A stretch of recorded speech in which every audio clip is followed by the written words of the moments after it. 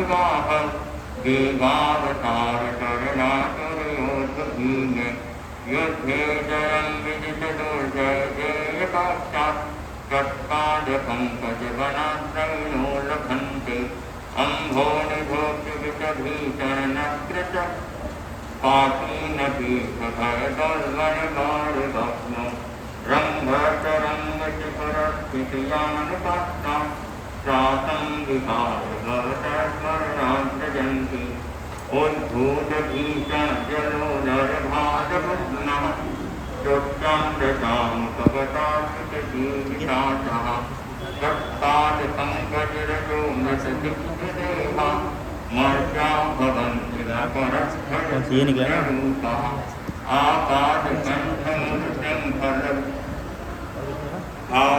ब्रजन्ति गणकोटिनृत्यसङ्घा तन्नाममन्त्रमनिशं मनुषात्मरन्तः तच्छ्रयं विवचबन्धनस्फान्ति मत्कर्मकैर्मृगराजसमानुरानि सङ्ग्रामवायुमहोदरबन्धनस्थं प्रत्यात्मातिमुपयाति भयं वियेवं यत्तावपञ्चवमिमं मतिमानसिन्ते तत्तदं तव दिनेन्द्रगुणैर्निबद्धं भक्त्यामयातिरवैरचित्रपुष्पं तच्चैर्जनो यदिहभञ्चगतामदस्थं सम्मानशुम्भभवशासमुपैति लक्ष्मीः सम्मानशुम्भभवशासमुपैति लक्ष्मीः सम्मानशुम्भभवशासमुपैति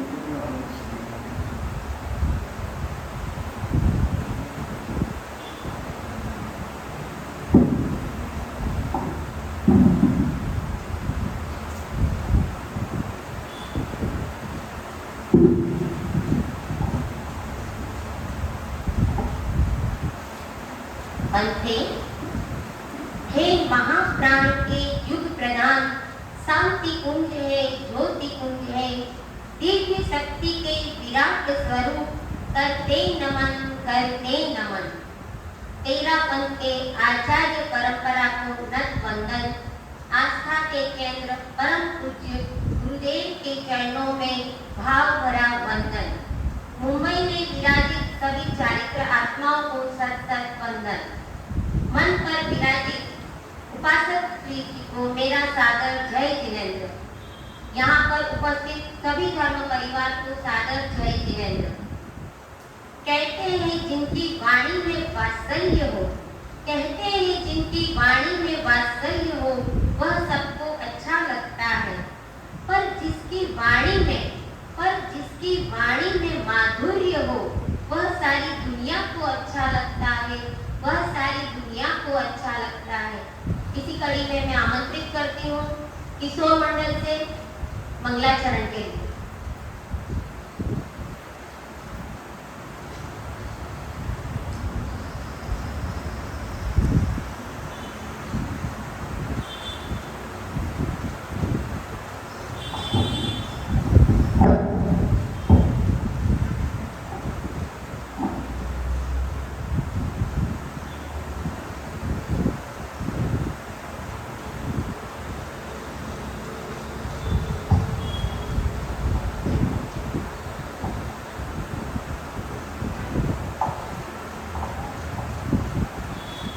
वंदे महावीर प्रभु को नमन। पंचाचार्य परिपोषक परम पूज्य आचार्य श्री महाशमन जी को वंदन। मुंबई में विराजित सब चारित्र आत्माओं को वंदन। यहाँ पे विराजित उपासक जी और श्रावक श्राविका को मेरा सादर जय है। जिन भी मानवों की आज तपस्या चल रही है उन मानवों के लिए आज हम तपस्या गीत प्रस्तुत करने जा रहे हैं। अगर आप भी जुड़ना चाहते हो तो हमारे साथ आप भी जुड़ सकते हो। इस दुनिया में तप ही महान था, तप ही महान था, आज भी है और कल भी रहेगा। अनादि इस दुनिया में तप ही महान था, तप ही महान था, आज भी है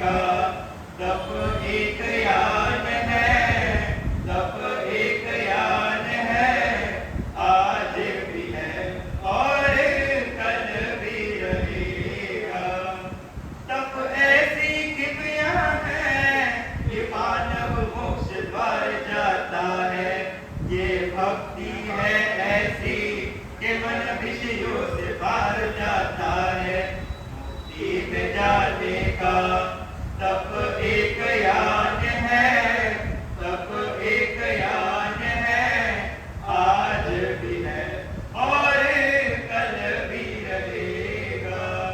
अनादि से दुनिया पे तप ही महान था, तप ही महान था, आज भी है और कल भी रहेगा। आज भी है और कल भी रहेगा। ओम अरब।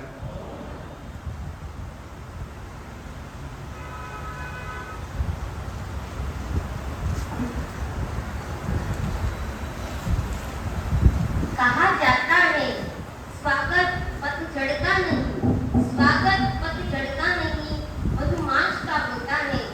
स्वागत कांटों का नहीं, फूलों का होता है। तपस्या की इस पावन बेला में, तपस्या की इस पावन बेला में बंधुओं, स्वागत खाने वाले का नहीं, स्वागत खाने वालों का नहीं, तपस्वी का होता है, तपस्वी का होता है। इसी कड़ी में मैं आमंत्रित करती हूँ मनीष जी गोखरू को अपनी एक प्रस्तुति के लिए।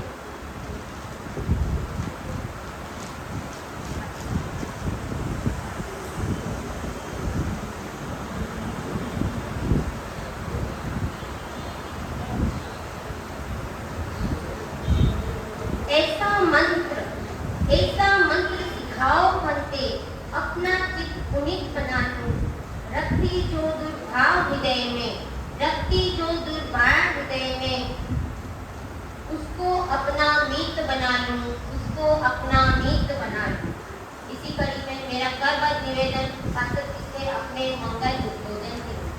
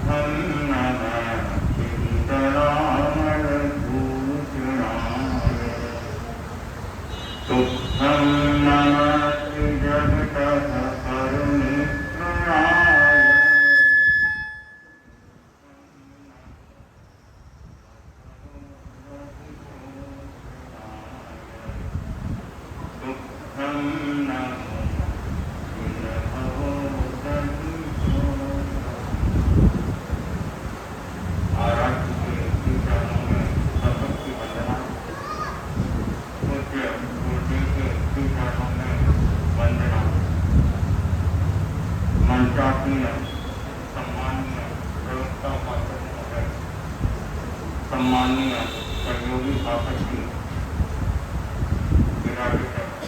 परिणाम राजू शासक और शासिकाओं,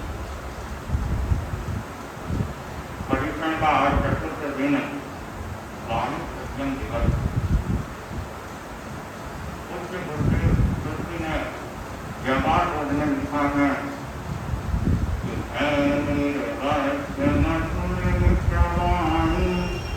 कार्य साधिका कल्याण विद्य भावित चंद्रार की है वही सुधा की सहनारी।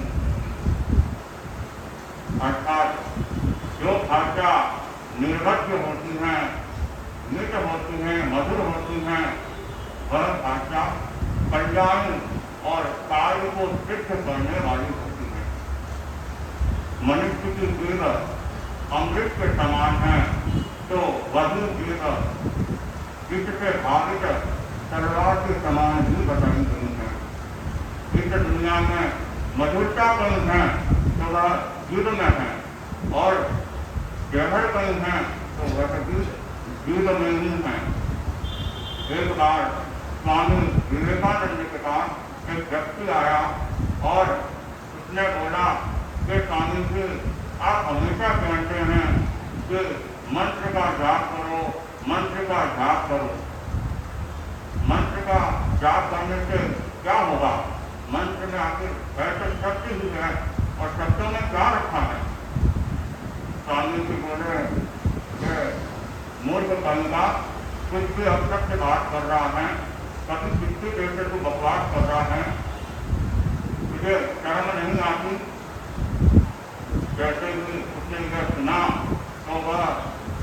एकदम टमटमा उठा। उसने कहा, आप कैसे सन्यासी हैं, आपको बोलने का विवेक भी नहीं है। तब स्वामी जी मुस्कुराए और उन्होंने कहा कि अभी तो तुम कह रहे थे कि शब्दों में तो कुछ रखा नहीं है, और मेरे एक शब्द मूर्ख कहने से तुम इतना आवेश में आ गए।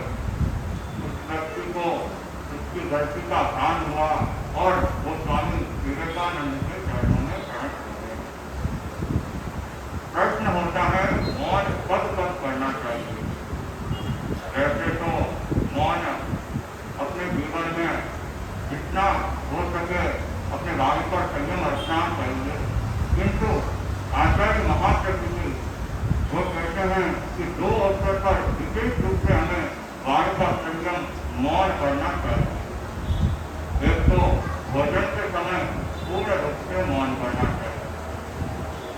जैसा आता है भोजन में बिना कुछ बोले, जैसा भी है, कभी नमक ज़्यादा है, कभी मिर्च ज़्यादा है, कम है, जैसा भी हो समभाव से भोजन करना चाहिए।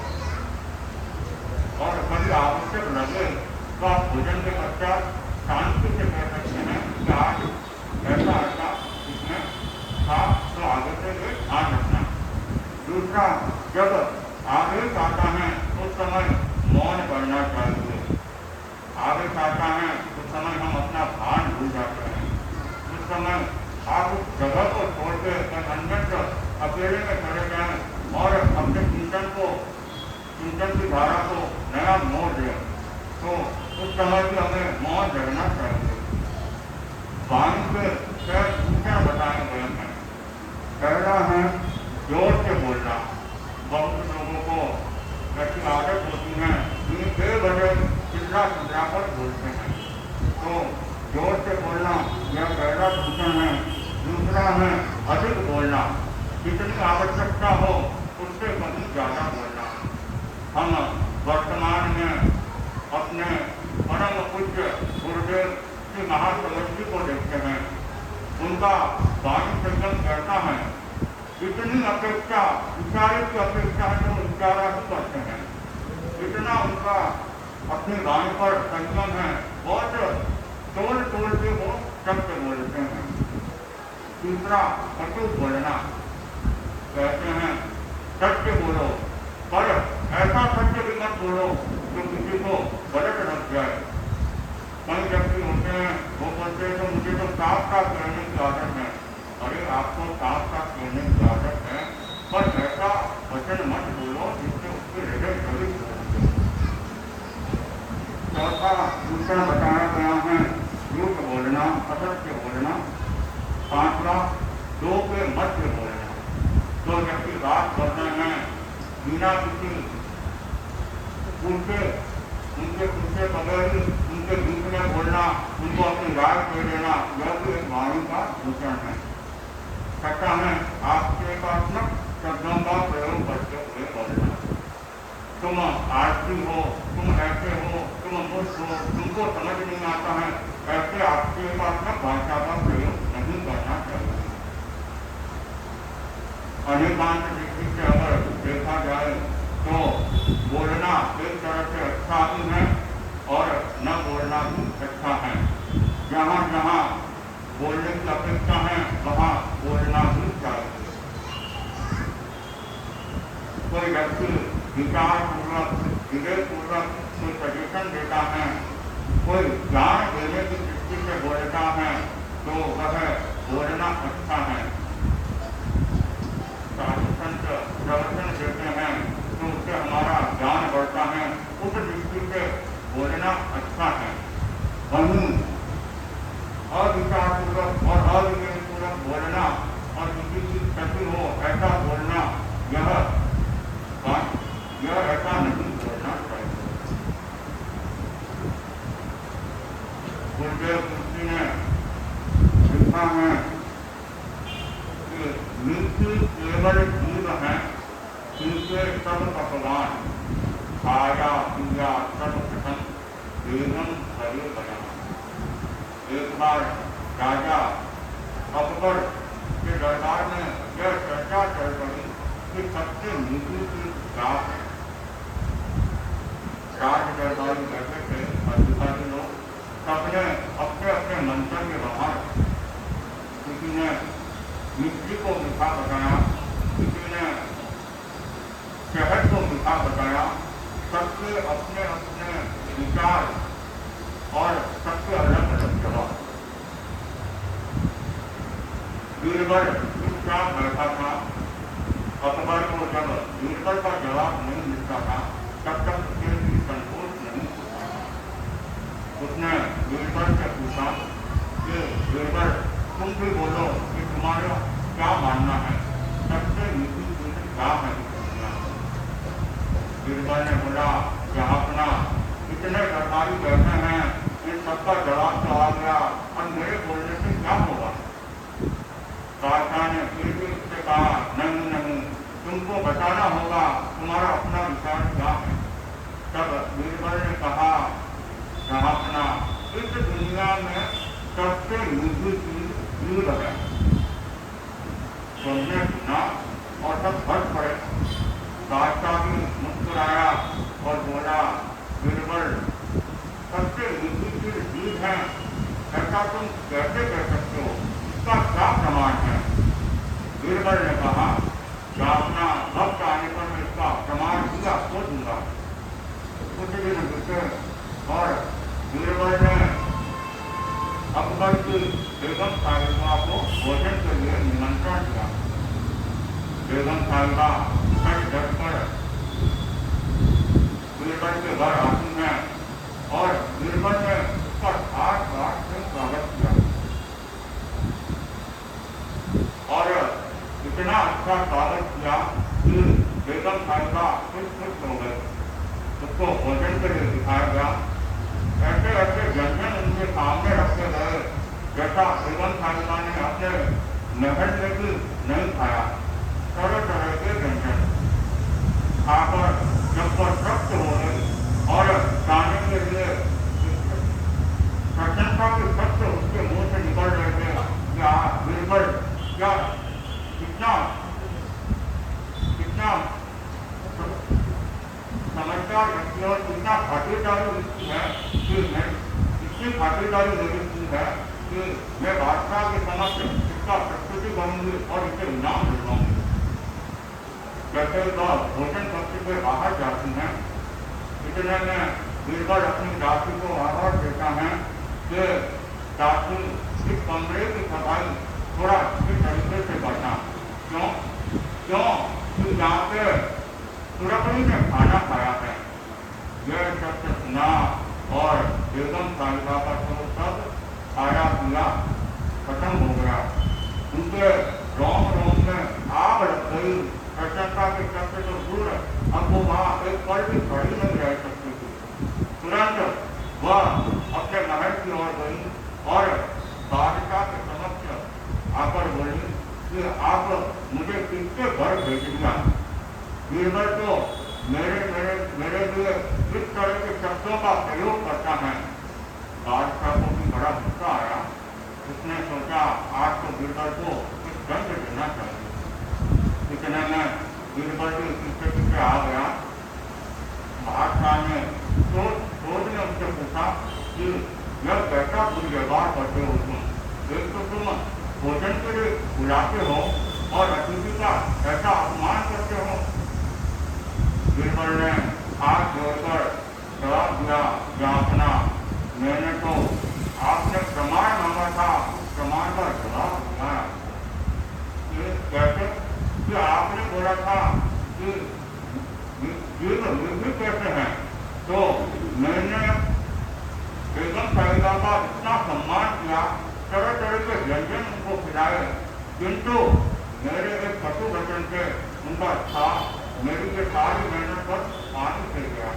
तो बंधुओं, बोलने से पहले अपन बोल पर बोले, क्योंकि एक बार जो बोल दिया है, कहते हैं कि तीर और वाणी एक बार अगर छोड़ दिया फिर वो दोबारा वापस नहीं आता।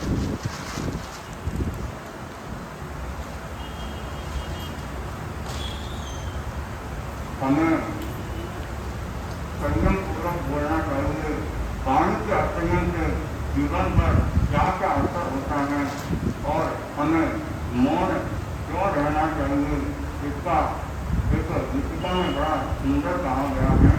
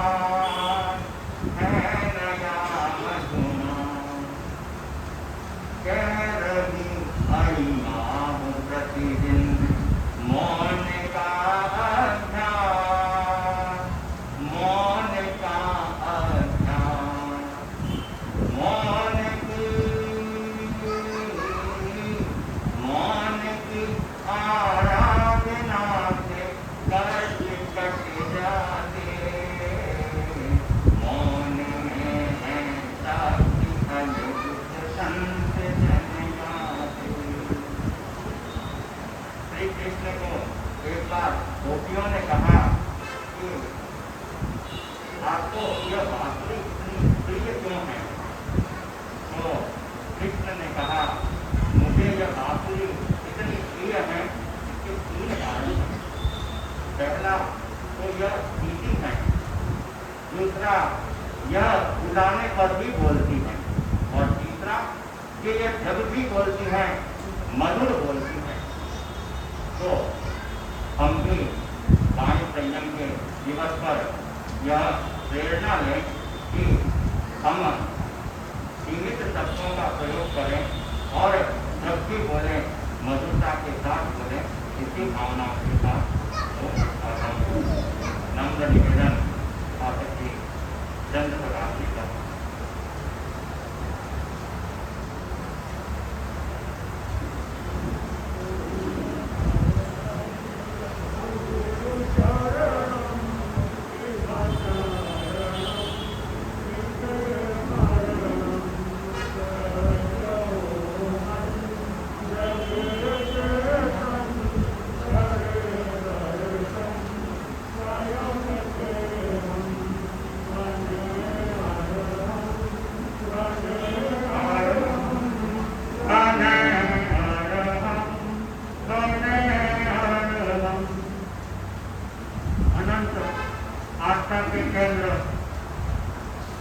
महातपस्वी प्रधान आचार्य की माँ के मंदिर के क्रम में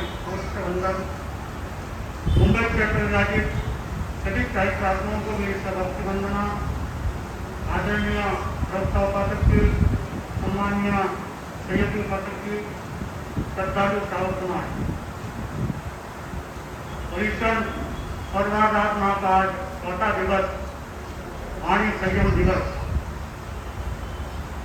हमारे कर्म बंधन का मुख्य कारण कहे तो योग के 3 प्रकार बताए गए हैं: मनोयोग, वचन योग और काय योग। जब हम अपने शरीर से मन की, वचन की, काय की प्रवृत्ति करते हैं तो कर्म बंधन हमारे आत्मा से जुड़ते हैं। कर्मों के बंधन में वचन योग के मुख्य कारण है। अगर वचन के साथ हमारे भाव जुड़ जाते हैं तो कर्मों का बंध भी हो जाता है। एक सिंपल सा उदाहरण देते हैं। हमारी बहनें रसोई के अंदर कार्य करती हैं और सब्जी को सुधारती हैं, तो वो ऐसा बोलती हैं कि मैं सब्जी काट रही हूँ, उसके साथ अलग भाव जुट जाते हैं। और फिर ऐसे बोले मैं सब्जी सुधार रही हूँ तो अलग भाव जुट जाते हैं। तो वचन योग का भी अपना बड़ा बहुत महत्व है। वचन योग अगर हमारे जीवन में वाणी का संयम है तो हम बहुत सारे कर्मों से भी अपने आप को बचा सकते हैं। वाणी का बड़ा महत्व है। हमारे जीवन में वाक संयम नहीं है तो कहीं न कहीं हमें उसका परिणाम भुगतना पड़ता है। आज हम देखते हैं कि हमारा जो पूरा व्यवहार है वो वाणी के हिसाब से चलता है। और हम तो सौभाग्यशाली हैं कि हमें मनुष्य के जीवन मिला है और उससे भी हमें ये वाणी का एक उत्तम योग मिला है। हम देखते हैं पूरे जीव जगत में मनुष्य के पास में इतना शब्द दोष है, पशु पक्षी जो भी है उनके पास में इतना शब्द दोष नहीं है, 2-4-5 शब्द बोलते होंगे, लेकिन मनुष्य के पास में इतना शब्द दोष है। यही आवश्यकता है उन वाणी का हम संयमित और संतुलित योग करें। वाणी संयम का अर्थ यही है कब, कहाँ और कितना बोलना है। कभी कभी क्या होता है कोई विवाद करता है लेकिन वाणी का रिलेट नहीं है और समय की अपनी सीमा रहती है, तो कभी कभी किसी को समय का भान भी नहीं रहता है। तो हमें यह समझना चाहिए कि हमें कब, कहाँ, कितना और कैसे बोलना है। यह एक वाणी संयम है। एक बार एक अंधा व्यक्ति था, उधर से एक सैनिक गुजरा। अंधे व्यक्ति को देखकर बोलता है, अंधे जी राम राम। थोड़ी देर बाद उधर से सेनापति गुजरता है तो अंधे आदमी को देखकर बोलता है, सूरदास जी राम राम।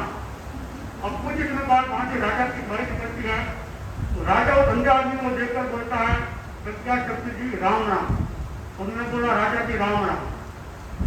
आज के बड़े लोग देख रहे थे और सोच रहे थे ये पहला आदमी आया सैनिक, तो उसको अंधे आदमी ने कहा सैनिक जी राम राम, उसके प्रत्युत्तर में सेनापति निकला तो उसको बोला सेनापति जी राम राम, और राजा निकला तो उसको बोला राजा जी राम राम। तो लोगों को बड़ा आश्चर्य हुआ, ये तो अंधा है, इसको कैसे मालूम पड़ा ये सैनिक है, ये सेनापति है या ये राजा है, किसे मालूम पड़ा? उनकी बोल रही थे। सैनिक ने कहा अंधे भाई राम राम, उसको मालूम पड़ गया ये कोई किसी जाति।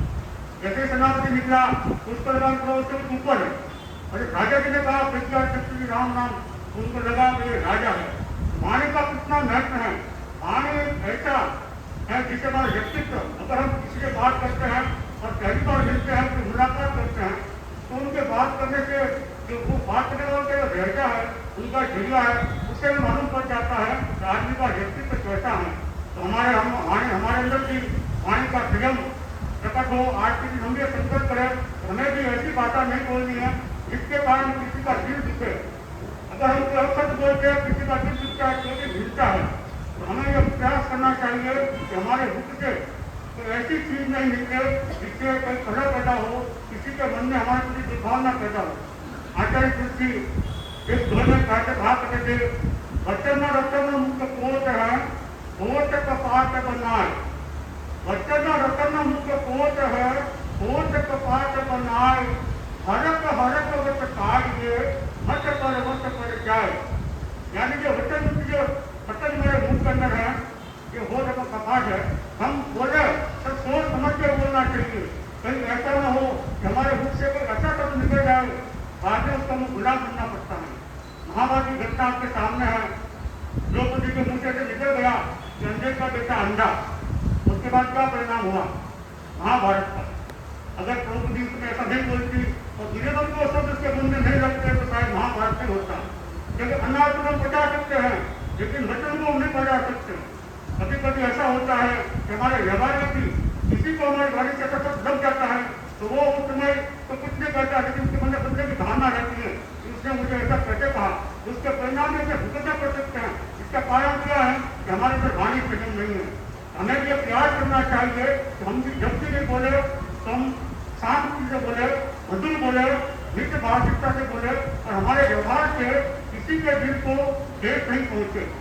और कुछ शब्द तो ऐसे होते हैं कि व्यक्ति का जीवन परिवर्तन कर देते हैं। एक छोटी सी घटना, एक साधु था, वो उससे भिक्षा ले ली। भिक्षा लेके अपने साधना का जीवन व्यतीत कर रहा था, लेकिन थोड़ा समय व्यतीत हुआ तो उसका साधना में मन नहीं लगा, उसका मन विकसित हो गया। उसने बोला यार साधना में क्या रखा है, चलो वापस अपने घर से चलते हैं। तो वो साधना से वापस घर करने के लिए अपने गाँव में आता है। जैसे गाँव में प्रवेश करता है तो जो पहली दुकान होती है वो उसके बाद प्रकाश होती है। जो बच्चन उसका मित्र था उसके साथ में पढ़ता था, तो वो दुकान पे जाता है। उसका दोस्त देख कर साधु को उन्नत करता है कि साधु जी कैसे आना हुआ। तो वो ऐसे नहीं कहते कि मुझे घर साथ में आना, वो ऐसे कहता है, पूछता है दुकान के अंदर क्या क्या सामान पड़ा हुआ।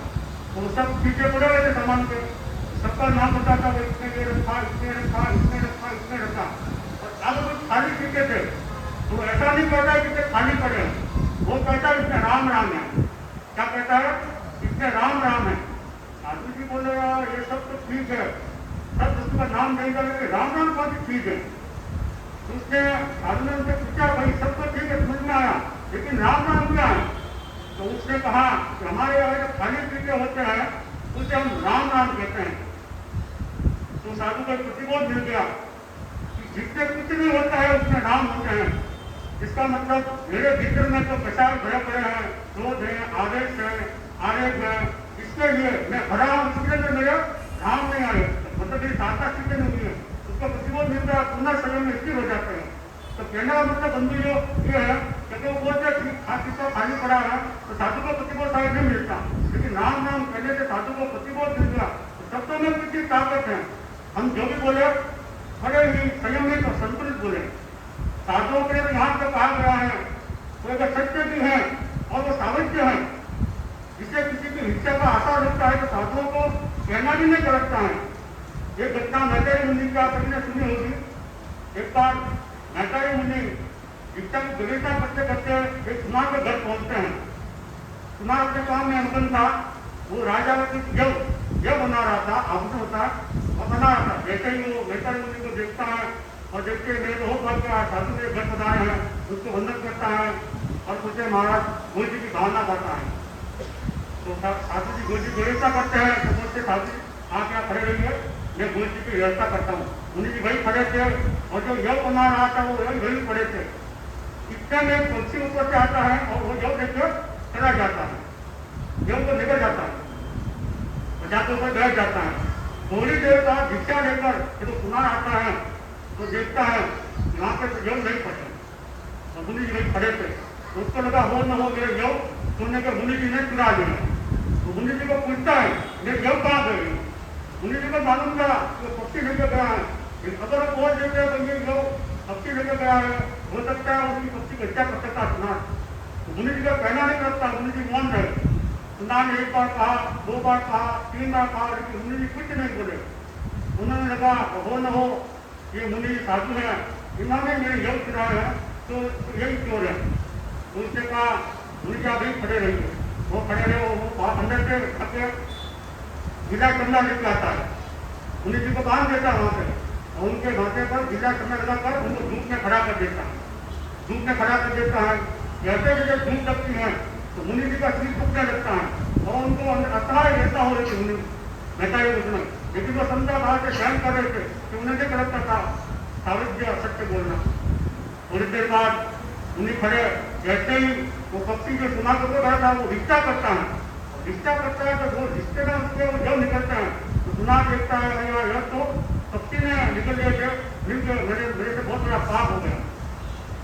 तो पुनः को जाता देखने के लिए कि मैत्रेय मुनि किस अवस्था में है। तब तक वो पहुंचता है, तब तक मैत्रेय मुनि सुनता बाहर से ध्यान करते करते अपना कार्य सिद्ध कर देते हैं और पुनः को बहुत सुख होता है। तो कहने का मतलब साधु अपने वचन की रक्षा के लिए अपने प्राण त्याग देते हैं, कहीं हमारा सच खंडित न हो। तो बंधुओं, आज का ये वाणी प्रेम दिवस है, हमें भी आज के दिन ऐसे ऐसे प्रयोग करने चाहिए जिससे हमारे जीवन में भी वाणी का संयम पैदा हो। हमें भी कभी ऐसा कार्य करे बोलने के हम भी व्यवस्थित बोले, संतुलित बोले और हम आवेशित नहीं बोले। आज का दिवस हमें यही सिखाता है। हम मौन भी करते हैं, हमारे जीवन में भी मौन का क्रम रहना चाहिए। प्रतिदिन 1 घंटा 2 घंटा जितना हो सके मौन का अभ्यास भी करना चाहिए, लेकिन मौन के अभ्यास के साथ में जितना हो सके उतना मन को संतुलित रखना चाहिए। कभी कभी क्या होता है, मौन करने की हम जिक्र दे देते हैं, तो भले मुंह से तो नहीं बोल रहे हैं लेकिन हमारा सब चालू रहता है। हमें तो ऐसा प्रयास करना चाहिए कि मौन करना हमारे मन की जगत जितना हो सके निर्विचार रहे, मन की विचार नहीं आ रहे, ऐसे मौन की साधना करें। और ऐसा नहीं कि मौन पूरा हो गया उसके बाद पूरी भराट दिखा जाए। मौन का प्रभाव हमारे पूरे दिन को रहना चाहिए। जैसे महात्मा बोले तो हमारे बोलने का कोई ऐसा होना चाहिए, रखना चाहिए कि आज में मौन किया है। तो हम आज की तरह से प्रेरणा लें, अपने जीवन में भी वाणी संयम की साधना कर सके। इन्हीं भाव के साथ ओम अर्हम निवेदन थोड़ा सा कीजिए।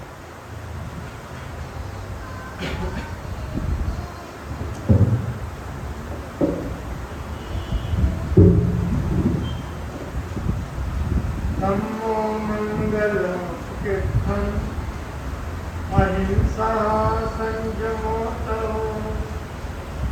देवावितं नमस्कन्ति यस्तधर्मे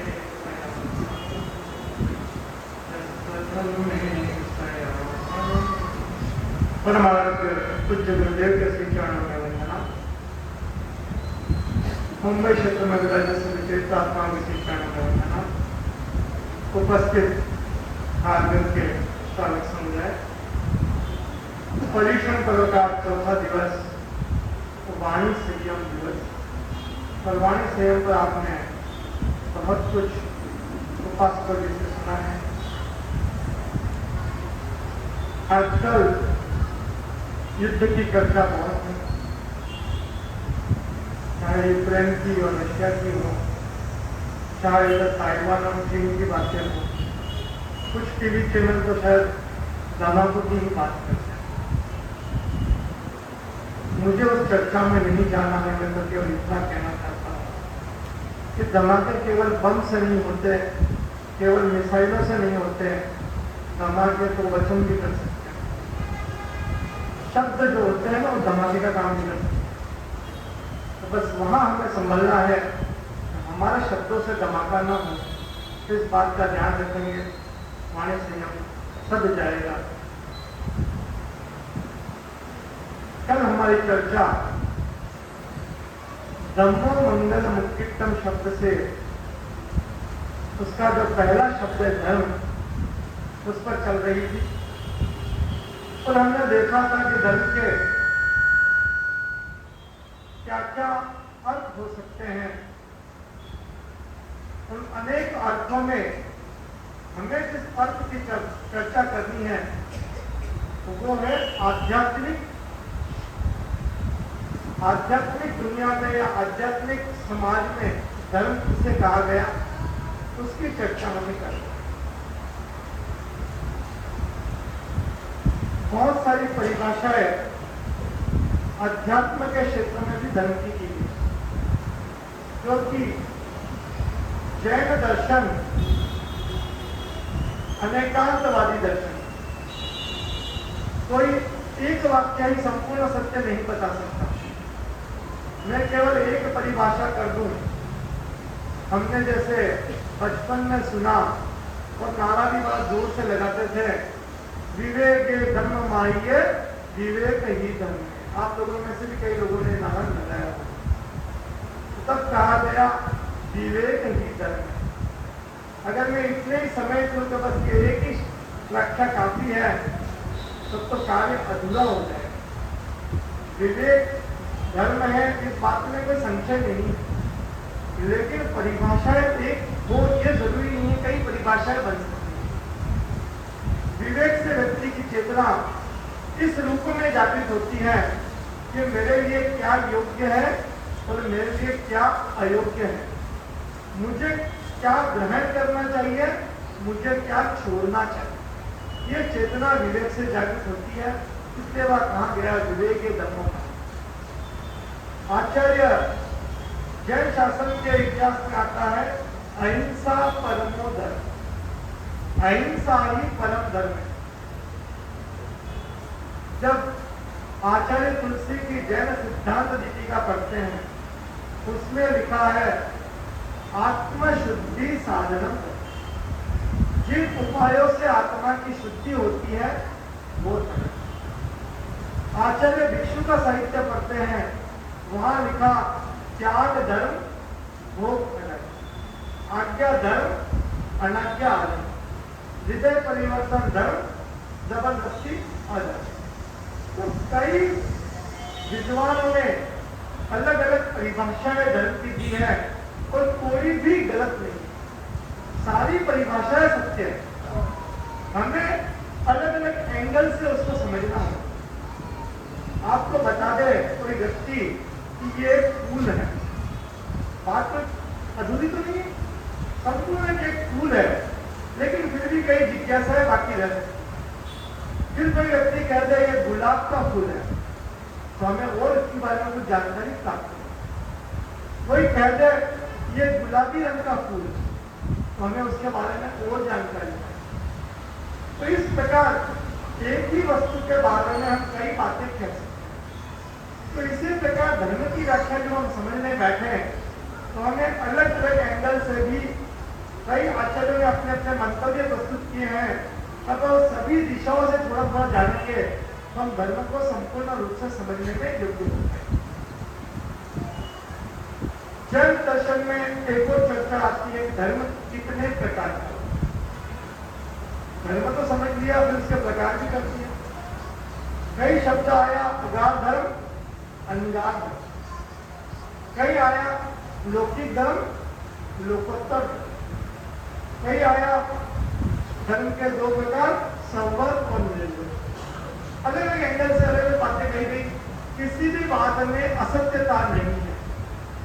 हमें सारी बातों को एक एक शब्द को समझना है, तो हमें पता लग जाएगा धर्म की परिभाषा है। आचार्य भिक्षु ने किस अपेक्षा से कहा? त्याग और भोग की अपेक्षा से।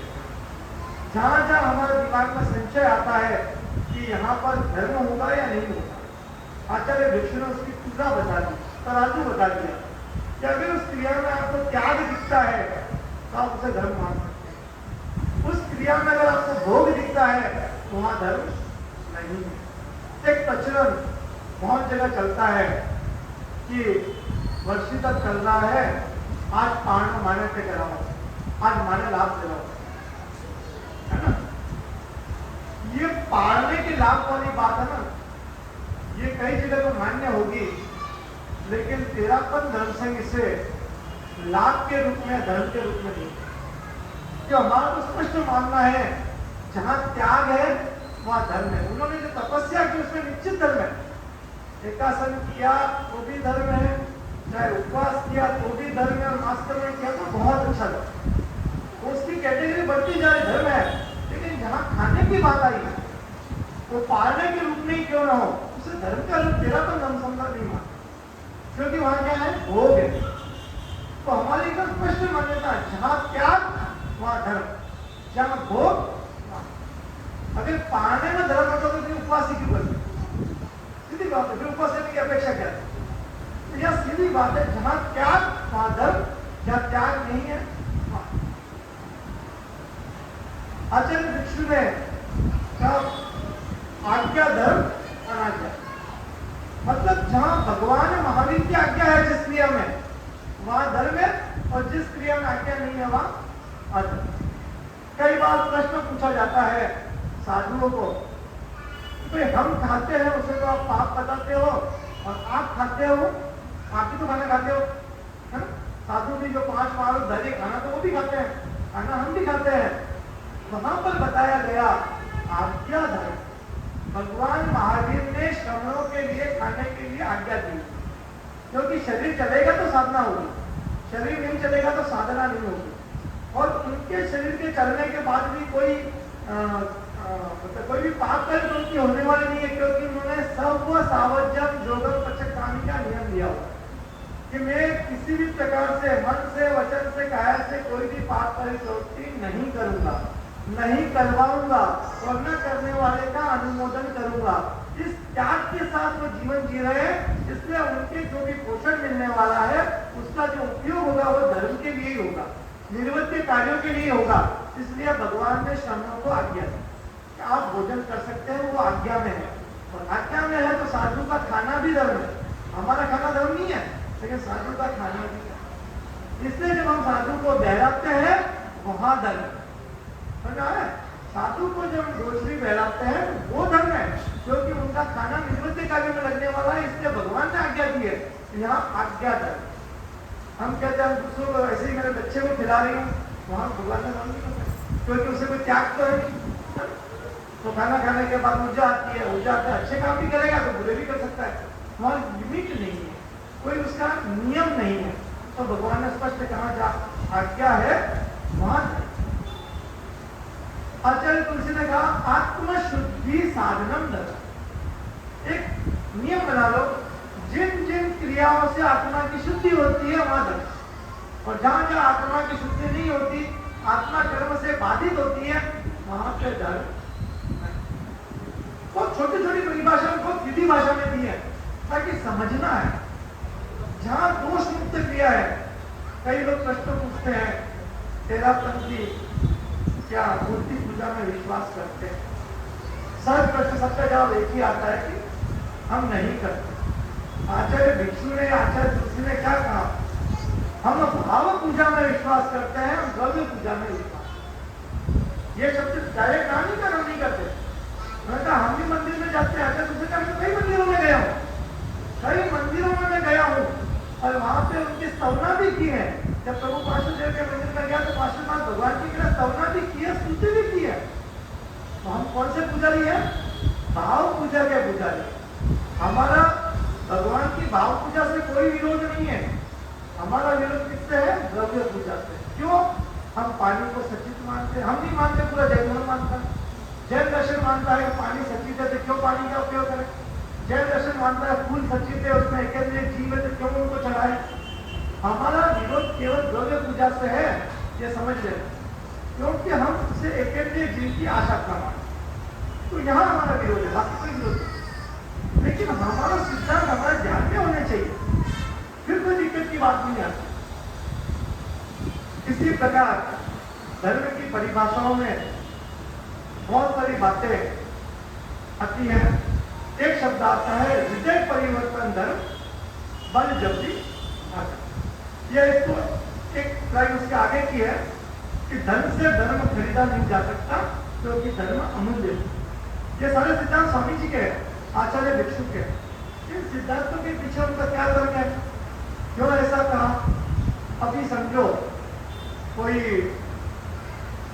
एक बकरे को ले जा रहा है और उसको डरा दिया लकड़ी का, अभी तू इसको मारेगा तो मैं तेरे को मार दूंगा। क्या हुआ? डरा दिया, उसने बकरे को छोड़ दिया, बकरे के जीवन को बच गया, ठीक है?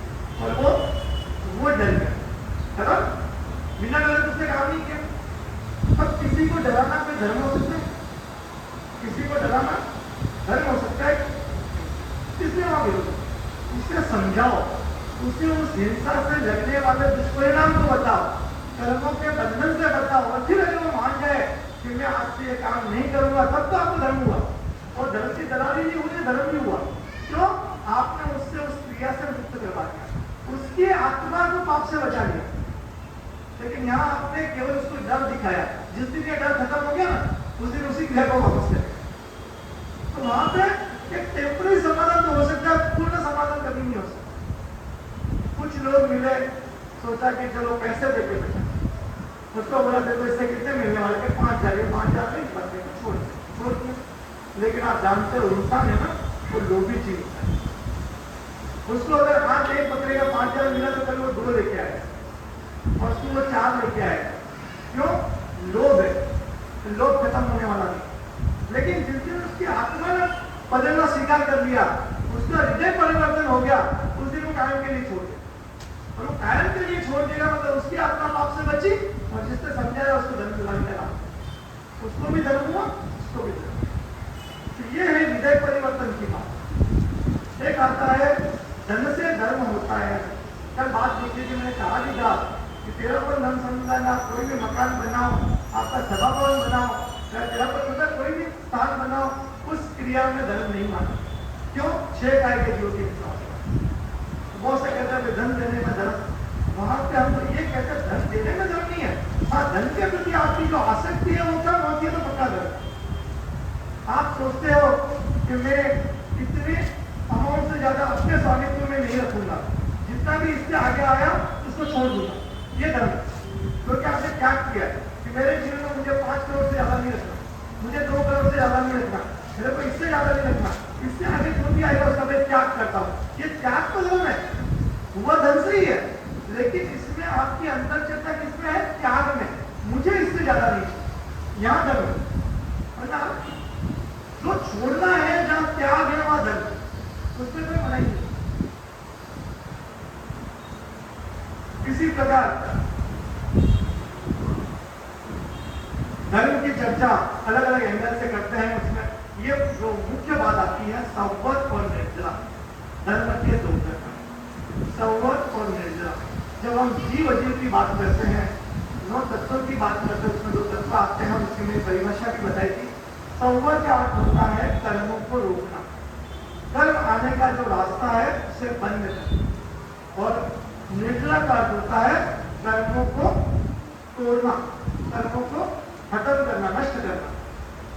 अब दोनों को थोड़ा सा विस्तार उसमें समझे, संवत किससे कहते हैं। यहाँ बताया गया है जहां जहां त्याग है वहां वहां संवत। अभी आप सामायिक में बैठे हो, आपने क्या किया हुआ है? त्याग किया हुआ है। कितने मिनट के लिए? 48 मिनट के लिए। किस चीज का त्याग किया? सावध्य योग प्रवृत्ति का आपने त्याग किया। किस रूप में किया हुआ है? दुविहम तिविहम न करेंगे न कार्बनी मनसा भैसा। 2 करण 3 योग से करूं नहीं, कराओ नहीं, अनुमोदन करूं नहीं, कराओ नहीं, मन से वचन से काया। ये आपका त्याग कि मैं मन से वचन से काया से कोई भी सावध्य प्रवृत्ति करूंगा नहीं और करवाऊंगा। अनुमोदन की आपको छूट रखी है, क्योंकि छदमस्त है भूल जाती, जिससे अनुमोदन की छूट है। लेकिन फिर भी जैसे कल सामायिक जैसे बताया था, 8 कोटि की सामायिक हो सकती है।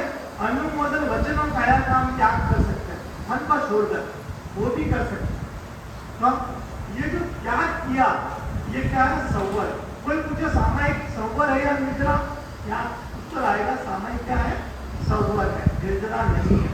यहाँ केवल आपने आने वाले कर्मों का त्याग किया। लेकिन जब आप सामायिक करते हो, 48 मिनट कुछ तो करोगे, चाहे जप करो, चाहे ध्यान करो, चाहे स्वाध्याय करो, चाहे प्रवचन श्रवण करो, कुछ ना कुछ तो क्रिया करोगे। तो ये जो आप क्रिया करते हो सामायिक के अंदर, ये किसमें आती है? निर्जरा। निर्जरा के 12 भेद आपको बता दिए थे। तो निर्जरा के कोई भी प्रकार, 12 में से किसी भी प्रकार का आचरण करते हो वो धर्म के अंदर जाए। 12 भेदों में से किसी भी भेद का आप तो स्वीकार करते हो, चाहे स्वाध्याय करते हो, चाहे जप करते हो, चाहे ध्यान करते हो, चाहे द्रव्यों की सीमा करते हो, चाहे उपवास करते हो, जो भी क्रियाएं हैं 12 प्रकारों में, सभी क्रियाएं आपको धर्म, मतलब वो धर्म की क्रिया हो जाएगी। आपके कर्म उससे टूटेंगे, आत्मा ऊपर होगी। तो जो आचार्य तुलसी का सिद्धांत आत्मा शुद्धि साधनम धर्म, बिल्कुल क्लियर। किसी भी क्रिया से अगर आत्मा की शुद्धि होती है वहां धर्म, और आत्मा की शुद्धि नहीं होती है, आपका राग द्वेष बढ़ता है, वहां पे धर्म नहीं। जैसे सामायिक करके बैठ गए और मैंने जो क्रियाएं बताई वो तो नहीं की, और पास में बैठकर अपने घरों की पंचायत की। अब आप सोचो उससे मेरी आत्मा निर्मल हुई या पाप का भारा बढ़ा? हमें बस स्पष्ट रूप से एक चीज देखनी है कि किस चीज से मेरी आत्मा निर्मल होती है और किस चीज से मेरी आत्मा भारी होती है।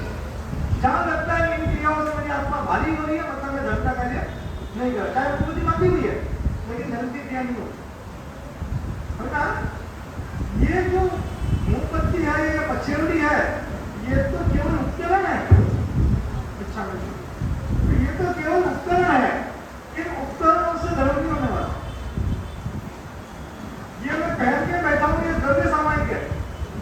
भाव सामायिक नहीं आएगी। अगर मेरे विचार पवित्र है तो भाव सामायिक आएगा। अगर मैं यहाँ बैठा बैठा मेरे दुकान की चिंतन कर रहा हूँ, मुझे क्या माल खरीदना और क्या बेचना है, कौन सा कस्टमर आने वाला है, कौन सा कस्टमर जाने वाला है, किस कस्टमर को क्या देना है, किससे पैसे लेने हैं, ये सब चिंतन अगर मेरे दिमाग में चल रहा है तो उस समय मैं द्रव्य सामायिक में हूँ, भाव सामायिक में नहीं। ये तो धर्म की परिभाषा है, बिल्कुल सिंपल सिंपल सरल भाषा में आपको सबके समझ में आ सकती है कि मैं कहाँ धर्म कर रहा हूँ, कहाँ नहीं कर रहा। तो बिल्कुल जागरूकता रहेंगे, जो भी क्रिया करे, धर्म की जो भी क्रिया करे उसमें जागरूकता रहे। तपस्या भी बहुत अच्छी है, लेकिन तपस्या से अगर ताप बढ़े, मेरी बात सुनना, तपस्या से अगर ताप बढ़े वो तपस्या काम की। अगर हमारे गुस्से की वृद्धि हो रही है, क्रोध की वृद्धि हो रही है, तो बताओ तपस्या में हमें क्या लाभ मिले? हर चीज को समझना है। तपस्या से मेरी आत्मा निर्मल होनी चाहिए, मेरा कषाय कम होना चाहिए, क्रोध मान माया लोग सब नीचे आने चाहिए, तो मेरी वो तपस्या काम की। वो जब काम था वो ध्यान काम था। कई लोग होते ध्यान करते हैं लेकिन वो ध्यान के बाद गुस्सा बढ़ता है। आचार्य महाकवि जी ने कहा जो ऊर्जा उत्पन्न की ना आपने ध्यान से, उस ऊर्जा को आप सही दिशा में नहीं लगा, उस ऊर्जा को आपने गलत दिशा में लगा लिया, आपका गुस्सा बढ़ा। तो तपस्या से भी तो ऊर्जा प्राप्त होती है। तपस्या में साधारण होगी, तब करने से ऊर्जा मिलती है। तो उस ऊर्जा को सही डायरेक्शन में नहीं गया तो वो भी बात होगी, गुस्सा बढ़ गया। कई तपस्वी मिलते हैं और तपस्या को बड़ी करते हैं, लेकिन गुस्सा भी बहुत जल्दी आता है। तो इसका मतलब जो ऊर्जा उत्पन्न की उन्होंने, उसको सही डायरेक्शन उनको नहीं देता। तो हर चीज का ध्यान रखें। तपस्या से अगर ताप बढ़ता है तो उस तपस्या को एक बार विराम देना चाहिए, सोच लेना चाहिए अब मुझे कुछ चेंज करना है, मुझे कुछ परिवर्तन करना है। तो शायद ये रास्ते से निकल कर मुझे दूसरा रास्ता पकड़ना चाहिए। धर्म का रास्ता तो पकड़ के रखना है, लेकिन शायद जिससे कहीं कहीं या तो कोई विशेष मार्गदर्शन दे सके, ऐसे व्यक्ति से मार्गदर्शन लेना चाहिए कि मैं इस पर कैसे बदलाव करूं, मेरे भीतर ये वृद्धि क्यों हो रही है, इस वृद्धि को मैं कैसे कम करूं। तो इस प्रकार की चर्चा अगर ध्यान में रखेंगे तो निश्चित तौर पे धर्म को हम समझ पाए। अभी इसके और भी आगे बढ़ना है इस दोहे में, लेकिन आज भगवान महावीर का जीवन भी कल किसी प्रसंग छूट गया था, उसको हम कंटिन्यू करते हैं। भगवान महावीर का जीव तीसरे भाव में मरीचि के भाव में था, आपको याद होगा कैसे वो घटना पूरी अपनी हो चुकी है, मरीचि का भाव पूरा मैंने पढ़ लिया था। चौथे भाव में वो वापस देवलोक में जाते हैं। पांचवा भाव मनुष्य का, पांचवा भाव मनुष्य का है, छठा भाव भी मनुष्य का है। इसके बीच में भी उनके कई भाव हैं, लेकिन वो भाव गिनती में नहीं लिए थे। गिनती में जो उनके मुख्य मुख्य भाव थे और इससे क्या है कि जो मनुष्य पंचेंद्रिय के भाव थे उससे ही लिया गया या देवलोक के भाव थे, बाकी भाव तो यहाँ पे नहीं है। तो उसके बाद कंटिन्यू 7वां देवलोक, 8वां मनुष्य, 9वां देवलोक, 10वां मनुष्य, 11वां देवलोक, 12वां मनुष्य, 13वां देवलोक, 14वां मनुष्य, 15वां भी देवलोक। देवलोकों के क्रम में सीढ़ी भी बराबर चलती गई। पहले देवलोक में गए, दूसरे देवलोक में गए, तीसरे देवलोक में गए, चौथे देवलोक में गए, 5 बार गए, 5 क्रम से 1 से लेकर 5 तक गए। और मनुष्य बने तो ब्राह्मण कुल भी उत्पन्न हुआ था, और ब्राह्मण कुल में उत्पन्न होने के बाद भी अंतिम समय में या तो तापस दीक्षा ग्रहण की या जैन दीक्षा ग्रहण की हर भाव में। लेकिन कई तापस सन्यासी बने, त्रिदंडी सन्यासी बने और किसी भाव में जैन सन्यासी।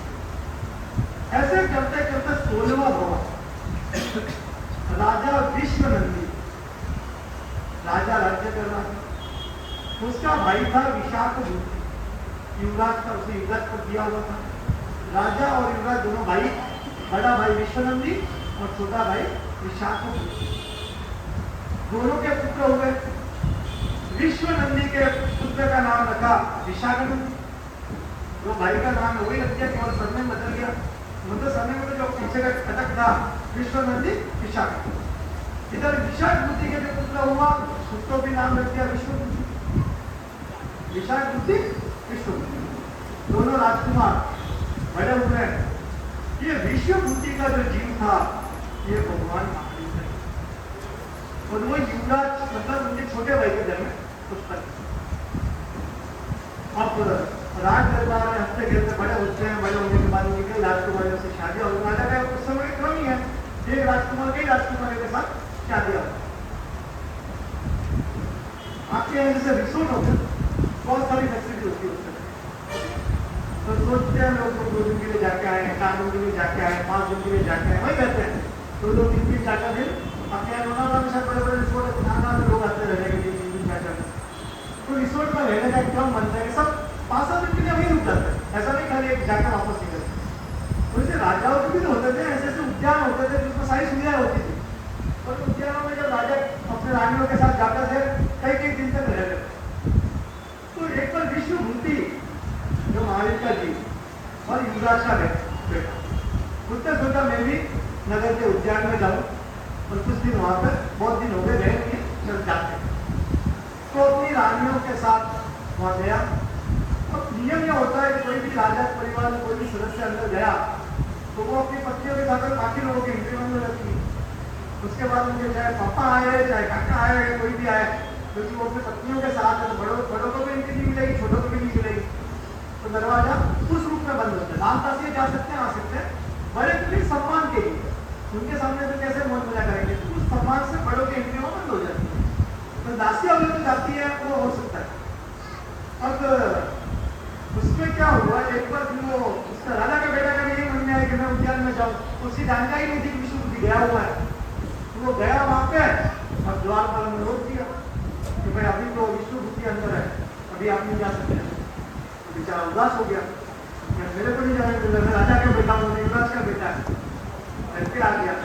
ठीक उसने तो सहन कर दिया, लेकिन वहां जो द्वारपाल के साथ जो दासियां हो रही थी उन्होंने देखा ये बात, उन्होंने क्या किया, जो उसकी मम्मी थी मतलब राजा की रानी, उसको जाकर बोला कि क्या है आपके राज्य में क्या हो रहा है, आपका बेटा तो मतलब इधर उधर भटक रहा है और वो युवराज का बेटा मजे लूट रहा है।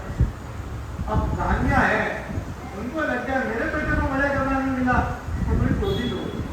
वो भवन में जाके बैठ गई। उसका कोप कौन होता था, आपके 2-3 रूम होते हैं और राजाओं के घर में तो कोप भवन एक अलग से बना होता था, जब पता लगे वहां बैठ गए तो गुस्से में, इसका मतलब वो क्रम हो जाता।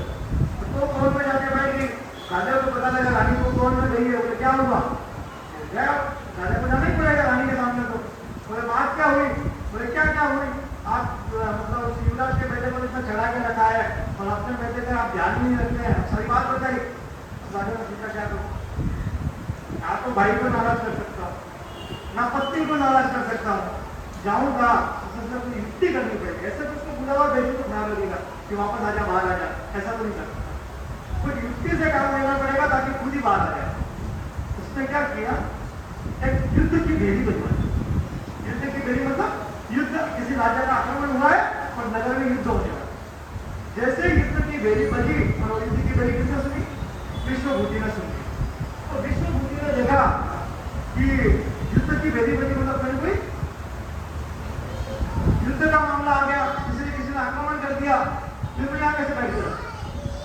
राजा का कर्तव्य होता है अपने राज्य की सुरक्षा करना, हम तो सक्षम है, हम तो युवा है, हम सक्षम है और सब विद्याओं में पारंगतता की, अभी तो दीनी तुरंत बाहर निकले, तुरंत रानियों को अपनी जगह भेज दिया, वो सीधा घर पे भी नहीं गया, सीधा राज्य दरबार में। राजा से पूछा क्या हुआ, किसने आक्रमण किया, उसने बताया कि ये अमुक राज्य ने यहाँ पर आक्रमण किया है और मैं युद्ध के लिए जा रहा हूँ। आप जाना, क्यों आप क्यों जाओगे, हम लोग किसके लिए, हम जाएंगे युद्ध में, आप क्यों जाओगे, मैं जा रहा हूँ। राजा तो नहीं चाहता था, उसको भेजे तो भागा, तुम शाम भाई, बोले ठीक है, सेना को तैयार करवा दिया, उसको युद्ध के लिए भेज दिया, बता दिया आप लोग जगह से ये हो रहा है। मतलब जो राजा के सामान बोलते थे ना, वो लोग भी कभी कभी मतलब दूसरे राज्य के साथ आकर वो भी विद्रोह कर देते। तो वहां गया, हाँ उसने तो जैसे ही वहां सूचना पहुंची कि विष्णुभूति आ रहा है, युवराज का बेटा, तो राज परिवार का कोई भी हो तो मतलब युवराज ही हो गया उनके लिए।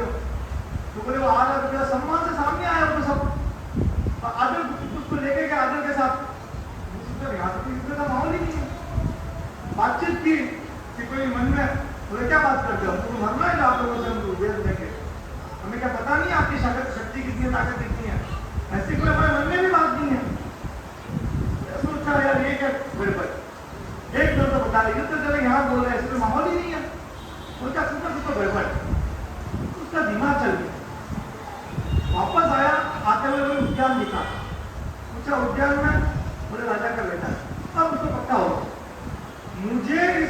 से निकालने के लिए इस प्रपंच को रचा, और कोई कारण नहीं है।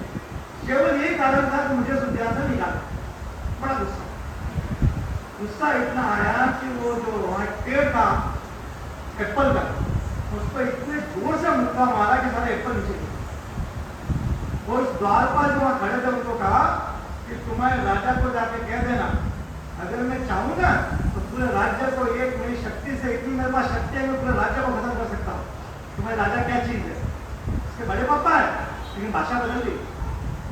लेकिन मैं रिश्तों का लिहाज करता हूँ कि मैं इतिहास में ये नहीं कह रहा हूँ कि अपने बड़े राज्य के लिए अपने बड़े पापा को मार दिया, इसलिए आपने सब कुछ छोड़ के जा रहा और संन्यास ला रहा। एक झटके से संन्यास के लिए गया, जैनाचार्य के पास दीक्षा। अब बहुत पछताया वो राजा, सब आए दर्शन करने, तू राज्य ले ले लेकिन वापस मैं निवृत्ति करता हूँ, मैं राज्य छोड़ता हूँ, तुझे राज्य देता हूँ। मुझे कुछ नहीं चाहिए, मेरा कार्य हो गया, आप मुझे कुछ नहीं चाहिए। आपको मैं साधु बन गया, क्रोध शांत हो गया, साधु बन गया, क्रोध शांत हो गया। अब तो मुझे तेरी समता की साधना करनी है, अब मेरे दिमाग में कोई वेर भी नहीं है, कुछ भी नहीं है, बस संपर्क। अब बड़ी बड़ी तपस्या करने लगे, मास कमर का तप करने लगे। कई वर्ष बीते, कई वर्षों के बाद एक बार ये जो राजा का बेटा था विशाखानंदी, ये मथुरा में अपने मामा के घर गया और वहां पर संयुक्त ये विष्णुबुद्धि मुनि उस समय उसी नगर में थे। और ये विशाखबुद्धि अपने महलों, राजा ने अपने मामा के घर था, उसके महलों में बैठकर देख रहा था। जो रास्ते पर उसको नजर पड़ी कि मुनि आ रहे, उस समय नहीं पता था कि विष्णुबुद्धि है, लेकिन वो वहीं से आ रहे। जब नजदीक आए तो उस रास्ते से क्या गाय जा रही थी, थोड़ी संकरी रास्ता था, तो गाय की टक्कर से वो मुनि क्या हुआ, गिर गए। और जैसे गिर गया उसका ध्यान गया और वो पहचान जा रही है विष्णुबुद्धि, तो बड़ा जोर से हंसा और हंसते हंसते बोला, रे तेरी वो ताकत कहाँ गई जब तू एक मुट्ठी से सारे एक पेड़ से सारे एप्पल गिरा देता था, तो एक गाय की टक्कर से गिर गया। कई बार कहते हैं ना, कोई वचन की मार लग जाती। विष्णुबुद्धि इतने तो शांत थे, इतने तपस्वी थे, लेकिन वो वचन की मार लग देखा कौन? देखा मेरा भाई विशाखानंदी, और वो पुराना गुस्सा भी वापस उतर, नया गुस्सा भी, पुराना गुस्सा भी इकट्ठा हो। और वो जो जिस गाय से टक्कर लगी, उस गाय के दोनों सिंग पकड़े, इतनी जोर से घुमा के फेंका, कई दूर से, कई योजन दूर तक फेंका। ताकत तो उस समय भी थी, लेकिन शांत थे। लेकिन जैसे ही वो उभार मिला, कषाय बन गए, क्रोध बन गए। और उसी समय निदान कर लिया। 3 प्रकार के निदान होते हैं, उसमें एक निदान ये भी होता है कि अपनी तपस्या को बेच दे। आप तो करते हो ना कि मेरा ये काम हो जाए तो तेरा कर दूं, इसका मतलब क्या, तेरे को बेच दिया।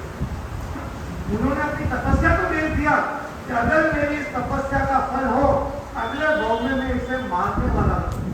क्या निदान कर दिया? अगर मेरी तपस्या का कोई फल हो तो अगले भाव में इसको मारने वाला हूं। अब सोचो, किसी ने तपस्या की, हाँ तो जैन साधु बने, इतना तप किया, लेकिन अंत में उस तपस्या को,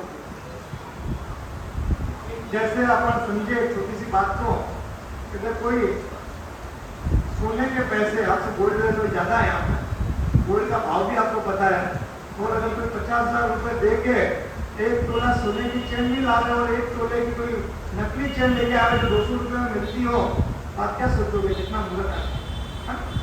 ये मूर्खाई होती है तपस्या नहीं। इतना बड़ा लाभ उस तपस्या से हो सकता था, उसके बदले में सोने की चेन की जगह खोटी चेन मिल गई, इतना सा निदान कर दिया कि अगले भाव में इसको मार, और उससे उनका आगे के भौतिक कैसे आएंगे। अब देखते हैं यहाँ से वो कहाँ जाते हैं और वहाँ से आगे उनकी यात्रा किस रूप में होती है। तो भगवान महावीर की जीवनी हम देखते हैं, कितने उतार चढ़ाव देखने को मिलते हैं। जीव तो वही भगवान महावीर का जीव जिसने सर्व कर्मों को नाश किया अंत में जाके, लेकिन उसके जीवन में भी कितने प्रकार के उतार चढ़ाव देखने को मिलेंगे। अभी वो भाव भी आएगा जिस कारण उनको नरक में जाना।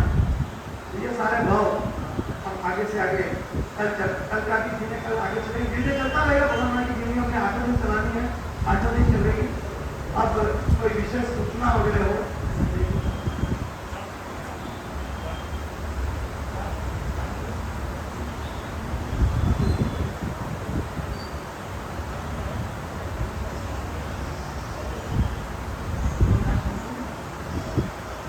आज शाम को 9 से 9:15 अपने क्या बोलिए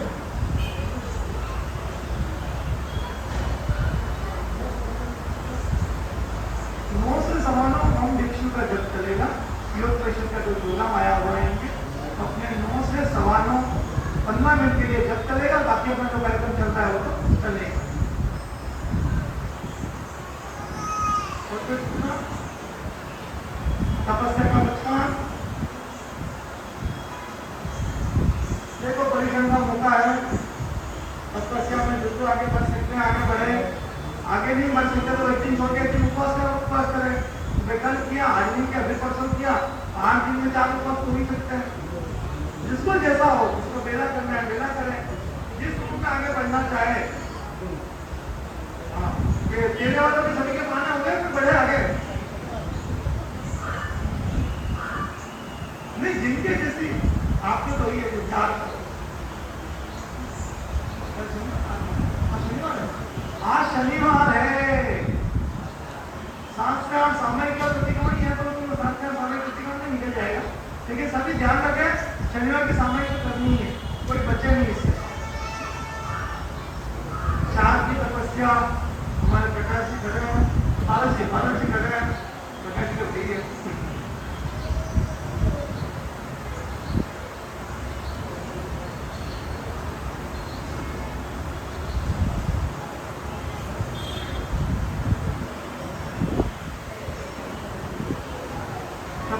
है, सेवा भाव की है, और कई प्रकार के जीवन में होती त्याग दे रखे हैं।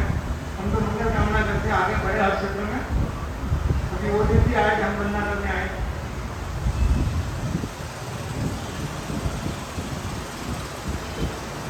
सूर्य उदय दशमों पचकामी सीरियंती आरम अष्टम साइमम साइमम अंतरा दुगान रसा गायनम प्रीता वने गायनम मत्र गायनम सर्व समायवर्ती आगमनम वो सिनामी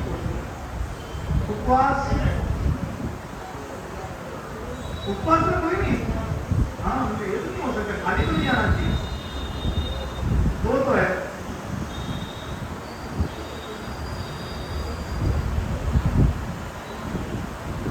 और कोई नहीं, कोई बात नहीं। हाँ, इनके तो वर्षी तक होगा, मैं आज इसे नहीं वर्षी तक जाना। सूर्य उठे अपच्छम पचकामी सीरियंती चलियंती आरम अष्टम प्राणम गायनम साइनम अंतरा भगनम सत्ता गायनम भीतमणि गायनम मत्र गायनम सबको समायवर्ती आगमनम वो श्री रामी वो श्री दाना प्रमाण है 3 आके 4 आके 4 एकासन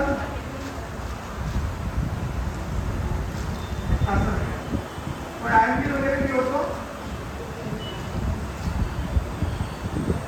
सदी के एकासन प्रत्यक्ष कवियम के आरम अष्टम प्राणम गायनम साइनम अनंतरम भोगनम रसा गायनम सागरिया गायनम औकारणम प्रसारणम गुरु अपुत्रायणम परित्तान्य गायनम मत्र गायनम सर्व समायवर्ती आगमनम वो श्री राम।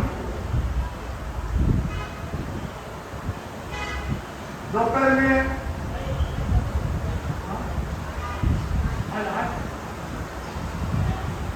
एक बार ओम करे सभी।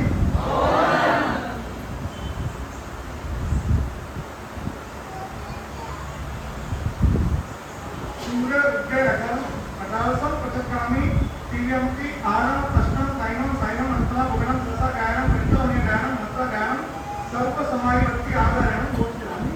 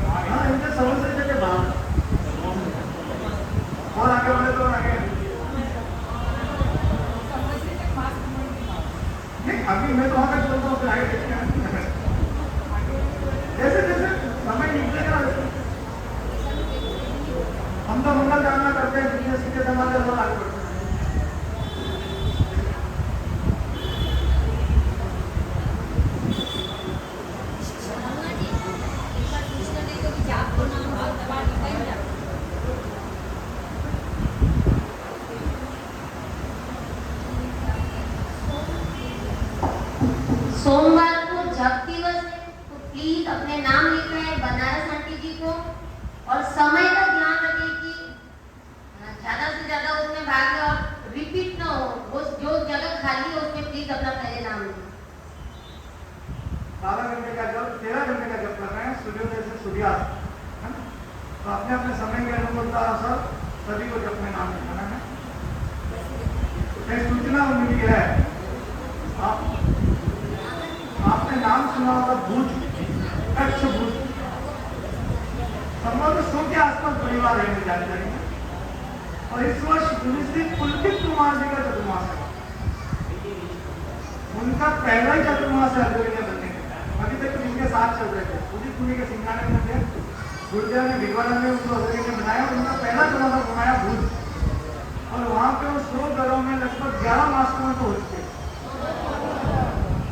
कितनी तपस्या की प्रेरणा करते हैं, साधु संतों का प्रभाव है। हमारे खालगत भी कम नहीं है, बिना किसी प्रेरणा से 2 मास में हो गए।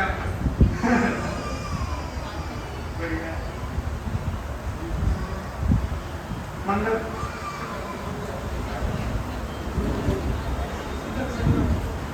आज शनिवार है, सामयिक में ज्यादा से ज्यादा वैसे प्रतिक्रम का समय रहेगा, 5 से 8 ज्यादा से ज्यादा समय है।